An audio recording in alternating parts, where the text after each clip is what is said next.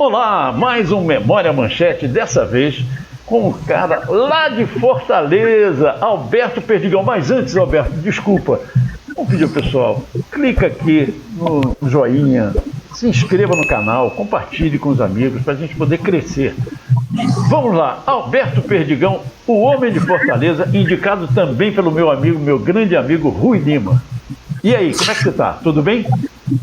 Tudo bem, Santoro. Primeiro dizer do prazer que eu tenho em atender ao seu convite, né? Dizer que eu estou muito envaidecido, né? Participar do Memória Manchete me faz pensar que eu sou parte dessa memória, né? Que eu parte da história da rede. Você faz parte dela. Pois é, mas isso é muito para mim, entendeu? Eu fico muito feliz de estar aqui com você nesse momento. E vamos conversar, né? Vamos relembrar coisas. Isso. Quando é que você começou na Manchete, Alberto? Eu comecei na Manchete em fevereiro de 1986. Eu era um jovem ragazzo, eu tinha 23 anos, né? Eu acabava de fazer 23 anos e ainda estava terminando a faculdade. Eu era repórter numa emissora concorrente, na afiliada Globo aqui de Fortaleza, a TV Verdes Mares. E a Rede Manchete estava se expandindo, era uma sucursal, simplesmente uma sucursal da rede, atendia aos telejornais do Rio de São Paulo e precisava ampliar e ter o seu próprio telejornal. Foi nesse momento, então, que o Rui Lima, já mencionado, queridíssimo, respeitadíssimo Rui Lima, me convidou, né? Fomos lá, eu bati um papo com ele e ali travamos até uma amizade que dura até hoje, imagina. Nós estamos falando aí de quantos anos mesmo? 40 anos, quase. 40 anos, né? Ano que vem faz 40 anos. 40 anos. Pois é. E eu, ainda bem que eu avisei que eu era bem jovem na época. Então foi isso, eu cheguei lá em 86, fiquei 10 anos, até 95, acompanhei toda a parábola, né, de boca invertida da Manchete, que nós crescemos bastante, né, como TV de primeira classe, você lembra muito bem desse slogan, e era mesmo. Né? Fomos pioneiros, lançamos muita gente, programas e estéticas e modelos diferentes de fazer televisão e jornalismo também, telejornalismo, e eu fiquei até 95. Eu fui demitido, Santoro, essa história eu adoro contar. Eu fui demitido da Manchete quando estava ali completando 10 anos, na véspera do Natal de 1995. O teu peru de Natal foi a demissão. Eu coloquei o sapatinho na janela e puseram minha carta de demissão lá. Poxa. E então... Mas essa é a última história de uma Rede Manchete surpreendente, né? Para mais e para menos, para bem e para o mal, e são muitas as histórias muito positivas também da Manchete, a gente pode relembrar. Pelo menos já recebeu? Foi pago?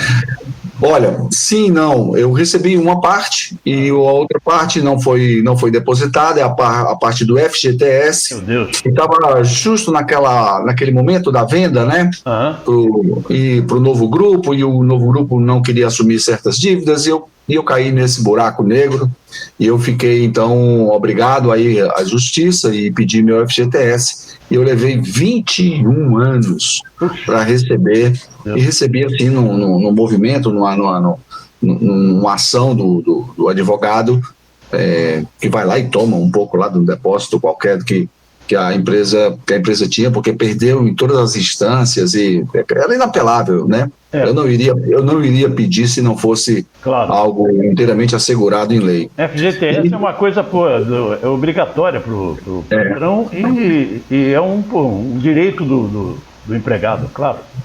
Pois é, aí peguei lá meu dinheiro e tranquilo, foi muito. Agora está tudo bem. Bom. Mas aí, tudo bem. Conte histórias, que sejam interessantes. Você alguma vez veio ao Rio, porque você ficava em Fortaleza, né? Alguma vez? Sim, olha, você tocou aqui, eu já me lembro de duas histórias, vou ver se eu consigo contá-las rapidamente. A primeira história é que esse telejornalismo que estava se implantando em Fortaleza, a gente fez aqui inicialmente um jornal sem apresentador. Tá? Eu achei a proposta inovadora, interessante. Aliás, era o que era possível no momento, porque não tinha como ainda terminar o estúdio. Então o repórter, ele abria a sua reportagem, fazia uma abertura. E aí as reportagens iam se seguindo ali, tinha uma vinheta para marcar a passagem, né? E a passagem de uma matéria para outra. Então eu fiz a primeira matéria desse telejornal, uma reportagem em 86 ainda, primeiro semestre, ali no começo do ano ainda. Eu fui a Canoa Quebrada para mostrar uma série de conflitos que havia, sobretudo entre moradores e estrangeiros e outras pessoas estranhas ao lugar, né, que passavam a morar lá. Canoa Quebrada é famosíssima no mundo inteiro, né? Sim, e na época havia um questionamento, o que é que nós vamos fazer com esse mundão de gente que está vindo passear aqui em Canoa Quebrada e morar em Canoa Quebrada? Então a reportagem ganhou o nome de Canoa Furada, porque ali estava nitidamente os sinais, é a primeira matéria que trata desse assunto, os primeiros sinais de um desenvolvimento desordenado, desenvolvimento entre aspas, né? Que em nome de um turismo ia atropelando tudo, né? Ia atropelando uma ancestralidade, ia atropelando um modo de vida. Ela não é nem desenvolvimento, era um crescimento desordenado. Isso, um crescimento, né? Mas, em todo caso, isso acontece muito em vilas de pescadores, que começam a atrair visitantes, depois não tem mais nem controle disso, e as pessoas deixam de fazer renda para fazer almoço, e deixam de fazer a pesca com a jangada para fazer, para carregar mala, aí deixam de morar na sua casa com o estilo que é ancestral, para fazer uma coisa cheia de azulejo e piso assim, chuveiro elétrico, para atender a uma demanda de hospedagem, né? Então, assim, fora a especulação imobiliária, todo mundo chegando, querendo morar, querendo comprar terreno na frente da praia. Então, assim, esse primeiro conflito foi denunciado nessa matéria, e depois eu vim saber que ela foi fundamental, porque os moradores de Canoa Quebrada e Esteves, que é uma vila que emenda com Canoa, eles se encontraram, se reconheceram como protagonistas de uma devastação, ou protagonistas de uma proteção, protagonismo de uma desordem ou de um planejamento. Né? E assim, eu achei muito bacana esse papel que a Rede Manchete cumpriu. Um outro episódio que você me lembra, aí sim, foi no Rio. Eu estava, por uma casualidade, eu estava no Rio. Nessa época, o já então amigo Rui Lima estava no Rio e era diretor do programa de domingo, era o editor-chefe do programa de domingo, né? E eu passando lá um dia, sei lá, numa sexta-feira talvez, e ele chega para mim e falou: Perdigão, pô, vai trabalhar, cara. Eu disse: como assim? Estou de férias. Não, estou precisando de um repórter. Soldado de férias no quartel quer trabalho. Né? Então, eu falei: não, ele tá brincando, você tá de piada, pô. Tu tá precisando de um repórter no Rio, isso é lá em Fortaleza, cara. Eu disse: não, sério, vai estrear uma moça aqui num programa infantil e a gente precisa fazer uma matéria, porra. O programa de domingo tem que dar essa matéria e eu quero dar, inclusive com algum destaque, fazer uma materinha e tal, e você me ajuda nisso aí que eu tô sem ninguém agora. Aí eu falei: pô, então vamos, o que é? Não, essa menina é o seguinte, ela é lá do sul e chegou aqui e tem jeito, bonitinha ela, rapaz. Vai lá, o nome dela é Angélica. Angélica Kissivix. Vai lá no andar tal lá, ela tá no camarim, e você grava uma entrevista com ela lá, e depois você grava com o Paulo Figueiredo, aquele ator, pô. Sim, o ator, tá, conheço, lembro sim, do Marrom Glacé. Aí depois eu fui entrevistar o Paulo, e aí eu montei uma matéria, a matéria foi pro ar, e ele acha essa história muito, muito curiosa, porque são essas coisas que a gente não espera, né? A gente nem encomenda nem espera, e de repente eu fui a primeira pessoa, o primeiro jornalista a entrevistar a Angélica, né, na história da carreira da carreira da Angélica. Então é isso, essa foi a primeira entrevista da garotinha Angélica Ksivix, né? Já como apresentadora de televisão. Depois ela se tornou a celebridade que se tornou, foi para a Globo, depois, né, foi para o panteão dos grandes e das grandes apresentadoras. Ela teve até no SBT também, né? Ela teve no SBT, teve na Globo, acho que antes da Globo ela teve no SBT, alguma coisa assim. Olha, não sei. Não sei. Mas você levou esse título, o primeiro entrevistador da Angélica. Vou ficar só com a primeira figurinha do álbum dela. E outras histórias suas lá em Fortaleza, já que aqui no Rio você teve essa aí com o Rui? Olha, aqui no Ceará a gente leva tudo na bagunça, tudo no bom humor, né? Você sabe muito bem que a gente faz piada. A manchete era assim, né? A manchete era assim, né, Perdigão? A gente levava Sim, tudo, não, vivíamos muito descontraídamente. Olha, eu tenho uma ótica que você talvez não tenha, que é trabalhar longe do patrão, tá? Isso era uma delícia. A gente fazia... No máximo que acontecia era um telefonema do Mauro Costa, né? E nem era para mim, era talvez pro Rui Lima, por exemplo, entendeu? Então a gente não tinha assim esse embate, né? O patrão não chegava empurrando a porta mal-humorado e distribuindo desaforo, nunca. E a gente então podia experimentar muito e fazer coisas novas e criativas, né? Na medida ali da possibilidade e da necessidade, do bom senso, mas a gente fazia aqui em Fortaleza telejornalismo. Existia um ambiente ainda, digamos, atrasado jornalisticamente, com muitas manias que se solidificaram nos 21 anos de ditadura, e a Manchete chega justamente numa hora que era outro relógio que estava marcando o tempo. Então a gente pôde...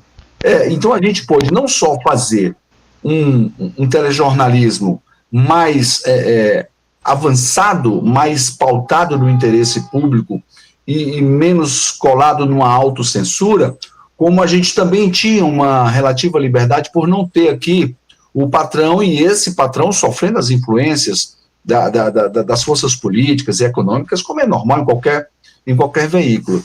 Então a gente fez muitas coisas boas do ponto de vista jornalístico, ganhamos prêmios e foi um período muito bacana. Agora, o melhor do melhor são as histórias engraçadas, né, que vão acontecendo. Eu vou trazer aqui, vou primeiro falar de alguns colegas, ou de um colega especialmente.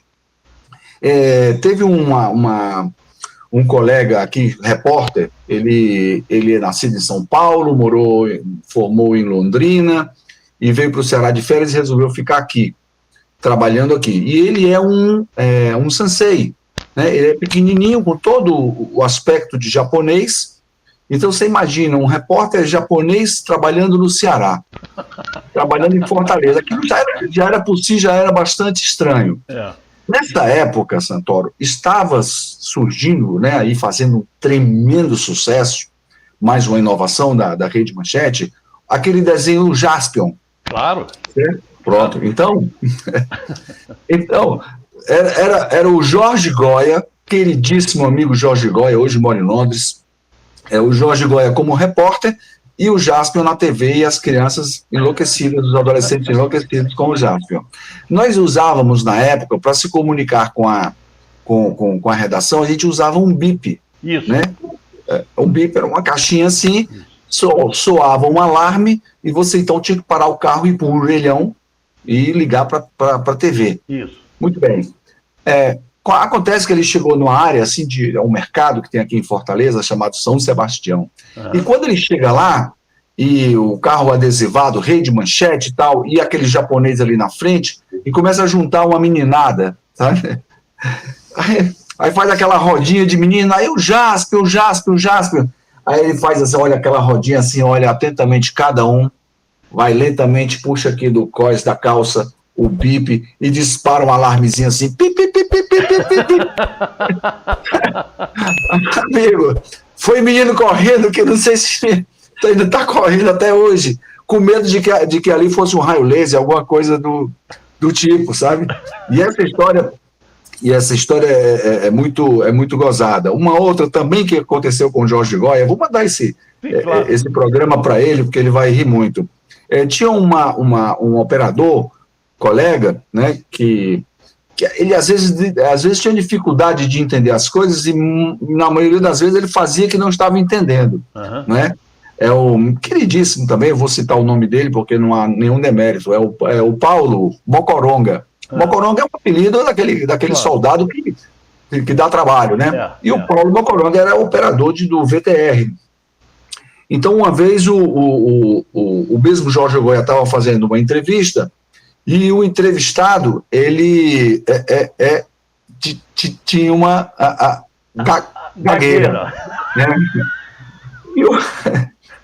E o Paulo com o fone, olhando ali o visor, ver se estava tudo ok com a fita rodando e tal. Aí ele fazia só assim. Aí levantava a mão como de para. Aí o Jorge Goya voltava na entrevista e então aí ele fazia, não, para. Aí o Goya perdeu a paciência e disse, porra, Paulo, o cara é gago, caralho. Não tem nenhum problema, rapaz, o cara é gago, deixa ele falar que depois a gente aproveita o que for possível, rapaz. Muito bom. E foi uma outra coisa. Finalmente, essa mesma dupla que saía, era da equipe, né? Eles faziam uma equipe, o Jorge Goya e o Paulo. Uma certa vez foram gravar uma entrevista, uma matéria com um músico recém-falecido, né? E a gente merece, inclusive, aqui ser lembrado com muito carinho, ser homenageado. E aí, na hora de fazer a ficha, né, que facilita ali a decupagem, a edição, aí o Jorge Goya diz para o Paulo, o entrevistado aí é o Lô Borges. Aí ele ficou parado. Aí, o Paulo, Lô Borges, cara, escreve aí. Não, quando você disser o nome certo dele, eu escrevo. Aí, como assim, cara? Lô Borges. Aí ele disse, não, Lô não é nome de gente. Mas, amigo, você não conhece o Lô Borges? Nunca ouvi falar e quando você disser o nome certo dele, eu escrevo. Aí a equipe, o cinegrafista e o iluminador, que não prestam para nada normalmente, disseram, é isso aí, Paulo, deixa ele frescar com tua cara, não. A gente usa esse termo aqui, né? Pô, não deixa ele tirar onda contigo, não, cara. Se ele não disser o nome certo, não escreve, não, e leva pra direção isso aí. Que legal. Até que, finalmente, aí foram entrevistar, a ficha em branco ainda, e aí o Jorge falou, ô, Lô Borges, querido, legal você receber a gente. Aí ele olhou assim... Será que é isso mesmo? Pô? Escreveu. Então são muitas histórias gozadas aqui, daria uma enciclopédia, e o cearense sendo assim meio esse palhaço natural que nós somos aqui, tem muita história engraçada, meu amigo. Aí umas aconteceram comigo, só que eu não vou contar, né? Não, aí não. Você tem que contar as suas histórias também. As suas histórias engraçadas também são importantes. Vamos ver, então. Eu vou contar aqui duas que me ocorreram, que uma vez eu fazia muito política, né? Não estou querendo me justificar, mas fazia muito política, eu estava muito impressionado com um escândalo que houve no Congresso do trenzinho da alegria. Lembro disso. Pois então, claro que isso vai se espalhando direto e indiretamente por vários estados, e aqui também tinha alguma repercussão, não lembro quem era ou quem eram os parlamentares, e eu estava com aquilo na cabeça, mas aí eu fui pautado para entrevistar o Egberto Gismonti, né? Aí eu cheguei lá, no Egberto, assim, ele ia se apresentar no Circo Voador, que nessa época andava pelo país, estava aqui em Fortaleza, e eu fui lá fazer a entrevista com ele. Aí, não sei se eu tinha fumado lá uma maconha morfada, o que era, sei que eu cheguei, aí eu falei, Egberto Pascoal, tudo bem, né? Eu confundi, eu misturei com o Hermeto Pascoal. Aí ele, oi? Como assim? Naquele primeiro momento todo mundo fica um pouco ali mais sisudo, né? Então ele reagiu, né? Claro, assim, com ainda sisudo, né? Começo ali da conversa, ele disse, não, você deve ter vindo entrevistar a pessoa errada, eu sou o Egberto Gismonti. Aí eu disse, não, opa, desculpa, não, claro, Pascoal, não, Gismonti, Egberto Gismonti, me desculpe, eu vim aqui para conversar com você sobre o seu novo disco, O Trenzinho da Alegria. Aí ele disse, não, você deve estar brincando. Aí ele olhou assim para o lado como quem assim acha que está na pegadinha do Silvio Santos. Aí disse, não, você deve estar brincando. Aí disse, meu amigo, pelo amor de Deus, você me desculpe as minhas 2 distrações, claro. Aí eu corrigi, né? Aí ele, então tá bom, vamos lá. E a entrevista se deu, claro, e se deu de boas, mas só que isso aí estava na fita, porra. Estava gravado já, entendeu? Eu falei, olha, vamos, grava tudo, que aí depois a gente aproveita e vê o que é que faz, né? E aí mostraram para todo mundo também, né? Mostraram... Não, aí virou um espetáculo na ilha de edição, né? Claro. E eu também ri bastante, porque é para rir mesmo. É para rir, pô, não tem jeito. Pois então, uma outra situação que aconteceu, e igualmente isso acabou na ilha, e eu acho que começou a virar quase um programa de humor, ver as mancadas que eu dava na rua. Todo mundo faz isso, isso é normal. E fiz isso com outros colegas também, né? Então eu estava na rua fazendo um Povo Fala, aquela enquete, era 8 de março, Dia da Mulher, aí eu passo lá naquela rua, que ela só passa pedestre e tal, e eu disse, senhora, por favor, qual é o maior problema da mulher hoje? Aí ela, o creme. Aí eu, como assim? Creme. Aí eu disse, não, senhora, mas que tipo de creme? Aí ela assim, creme, você não sabe o que é creme? Aí eu fiquei assim, poxa, eu perdi. Eu disse, não, se a senhora explicar como é isso aí, como é que a senhora vê, qual é o maior problema? Aí ela, crime, um homem mata a mulher, crime. E eu entendia, creme. E eu falei, que tipo de creme? Isso acontece com todo mundo. Eu achando que eu estava levando uma fala sensacional. Ela disse, não, o problema da mulher hoje é o creme, esse creme aqui das olheiras, ou para tirar o pé de galinha. Muito bom. Não, então assim, haveria ainda outras histórias, mas eu quero deixar você aí comandar, porque... Eu queria saber o seguinte, qual foi o momento mais marcante seu na Manchete? Olha, mais marcante. Não, assim, tem um momento que foi uma reportagem que, volto a falar do Rui Lima, e eu e Rui Lima fizemos uma matéria sobre a invasão da assessoria de segurança e informação da Universidade Federal.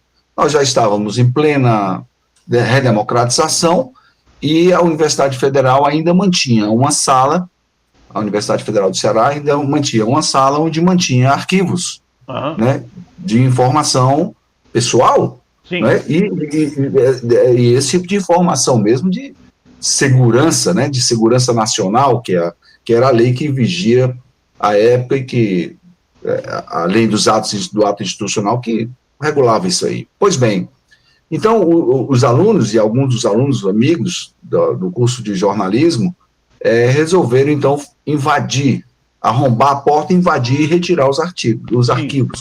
Sim. E isso evidentemente que foi uma matéria maravilhosa, né? Porque é uma insurreição, uma desobediência, uma invasão mesmo, né? Isso acabou indo para o jornal da Rede, né? Sim. Não, com certeza. Com certeza. Então, assim, eu fazia um horário da manhã e houve um desdobramento à tarde na sede da Polícia Federal e o Rui continuou e assinamos nós dois a matéria. Essa matéria foi premiada. Quer dizer, eu estou falando uma matéria que me ocorre agora. Eu nunca pensei nisso, na verdade, porque eu acho que todas foram importantes, sabe? Eu acho que o conjunto da obra é mais importante do que qualquer outro. E quando eu falo isso, eu falo muito dos colegas. Eu tive 10 anos lá, então vi passar muita gente. E muita gente boa, na chefia de reportagem. Verdade. Sabe? Quer dizer, eu tive assim, o prazer de trabalhar com pessoas maravilhosas na ilha de edição, né? E também como chefe de reportagem, produtores, Então, não eram isso só jornalistas, eram os técnicos, todo mundo da Manchete. Não, todo mundo, claro, sim, essas pessoas todas fizeram essa história. Eu acho que o conjunto da obra é o que mais me marca. Eu queria citar aqui alguns nomes, muito rapidamente, além do Jorge de Goya. Eu quero citar o Eduardo Cantarino. Uhum. O Eduardo Cantarino era do Rio, veio para Fortaleza e ficou aqui, ficou muito tempo. Ele foi repórter comigo na mesma época. Cecília Brant também, Cecília era de Minas. Sim. Cecília esteve aqui também, e fomos colegas repórteres. Há uma figura maravilhosa que foi chefe de reportagem, Agostinho Gosson. Ele era de São Paulo, veio morar em Fortaleza e acabou ficando uma boa temporada na Manchete.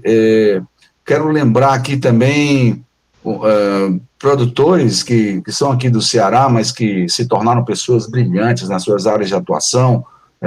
O José Paulo Araújo foi produtor, ele depois virou um consultor do Unicef, passou 25, 30 anos viajando o mundo inteiro, trabalhando. Ana Carla do Biela também foi produtora, e hoje é uma escritora, com uma pesquisa, talvez seja a maior pesquisadora do Rubem Braga no Brasil. Então, assim, figuras que só me honram ter trabalhado e ter aprendido com elas. Tá faltando muita gente nessa lista, evidentemente. Todos vão me perdoar, porque... muita gente. Eu quero falar sobre uma coisa que você lançou na semana passada. Pois não. Então fale. Sim, o livro. Claro. Deixa eu pegar aqui. Tá. Olha, eu já desacelerei como jornalista de redação, né? Embora possa atenda algum convite na área, e também desacelerei como professor universitário, que eu me tornei, né? Depois já de algum tempo de experiência e estudos na área da comunicação. E hoje eu me dedico a escrever, a pesquisar e escrever e publicar. Eu me atuo na área da folk comunicação, que é a comunicação dos excluídos, que é a comunicação dos minorizados, e essa é a comunicação de base folclórica, de base ancestral, tradicional. O mais recente livro é esse aqui, Belchior. Meu ídolo. Não, ele é surpreendente, é muito bacana. Assim, Belchior, a construção de um mito na literatura de cordel. É uma síntese de 28 biografias. Eu li 28 biografias do Belchior, 9 publicadas em livros e 19 publicadas em folhetos de cordel. E eu vou, então, tiro dessas publicações o que há de mais picante, surpreendente, na vida, na obra, no desaparecimento e na morte do Belchior. É um estudo comparativo. Porque Onde é que se encontra esse livro? Olha, esse livro é um livro independente, eu trabalho dessa maneira, eu sou independente. Então, você tem que comprar diretamente comigo. Eu posso deixar o meu Instagram, @falaperdigão, @falaperdigão. Tá. Então é só fazer um contato comigo, ali eu já passo mais informações, já passo a orientação de como comprar, como receber. Eu fiz assim com o meu livro da Manchete, eu fiz assim também. Eu tinha cabelo, lembra? Aqui, deixa eu dizer uma coisa para você. Muito legal te entrevistar, saber que você está nesse caminho, sabe, de escrever coisas para deixar, né? Porque senão as coisas vão embora. É o Memória Manchete, é isso aqui, a gente está fazendo para deixar, para todo mundo saber o que foi a Manchete, porque a Manchete já morreu há muitos anos e as pessoas continuam querendo saber sobre a Manchete. Por isso que a gente faz esse programa mesmo, sem patrocínio, mas, por favor, clica lá na setinha, lá no joinha, se inscreve e deixa o seu recado final. Beleza. Olha, primeiro, quero que você me mande um card, alguma forma de eu ajudar a divulgar. Claro que sim, eu vou te mandar o link com tudo. O programa. Eu acho que isso é fundamental, sabe? A gente tem que contar, a gente tem que ser protagonista da nossa própria história. Nós temos que contar a nossa história. Isso. Não precisa vir um outro, de um outro tempo, de um outro lugar. Isso, eu acho que você está fazendo um trabalho maravilhoso. Obrigado. E, bom, só agradecer, né? Agradecer, parabenizar muito você, agradecer, fico disponível. Quem quiser entrar em contato, falar coisas sobre a Rede Manchete, pode usar também o @falaperdigão. Maravilha. Com muito gosto que eu faço essa interação. Não, só agradecer muito a você e parabenizar, sobretudo, tá? Você está fazendo uma coisa muito importante, muito bacana, e eu quero muito ajudar a divulgar o programa. Eu repito, @Fala Perdigão, quem quiser interagir, é só me dar um alô aí no direct e a gente conversa. Então, um abraço a todas e todas. Maravilha. Eu vou me despedir como eu despedi lá no Jornal da Manchete. Fique com a gente.